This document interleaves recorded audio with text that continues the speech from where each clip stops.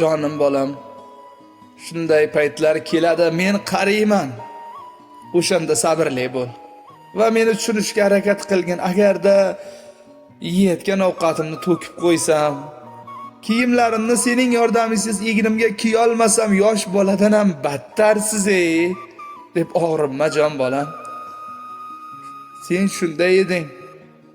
Senga o'rgatayotganda qancha vaqtim ketgan, hatto hayolimga ham keltirmaganman. Chunki sen vaqt nima bo'pti? Jonimni ham ayamayman sen uchun, xuddi hozirgidek. Agar sen bilan suhbatlashib o'tirganimizda bitta gapni 100 marta takrorlasam, izmalikka olma. Meni eshit, kichkinaligingda uxlashing uchun bitta ertakni 1000 marta to'g'ri kelardi. Har gal jon deb tinglarding. Meni hayot ertagim oxirlab boryapti. Qachondir nadomatda qolmaslikni xohlayman. Shuning uchun hozir meni eshit bolam.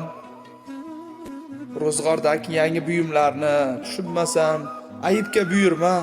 Shuni olishga vaqt ber, axir senga to'g'ri yeyish, chiroyli kiyinish, hayot tashvishlariga qarshi qanday kurashishni o'rgata olgan edim. Buni ham eplay olishim aniq. O'zimga ishonaman.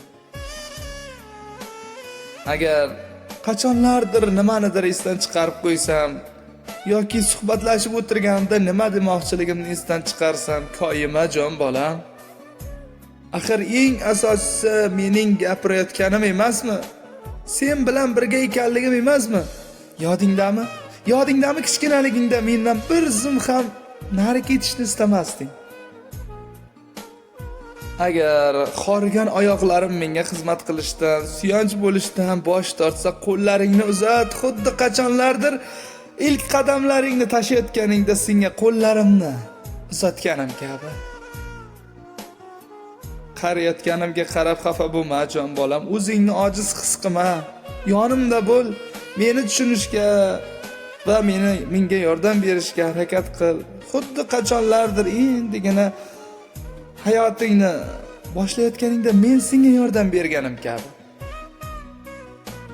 Meni bu hayotda yashashda davom etishda, hayot yo'limni yakuniga mehr, muhabbat, bir toqat bilan erishishda yordam ber bolajonim. Buning uchun seni tabassum bilan, hech qachon so'nmaydigan, oxiri yo'q mehrim bilan taqdirlayman jon bolam. Men seni yaxshi ko'raman. Men seni yaxshi ko'raman.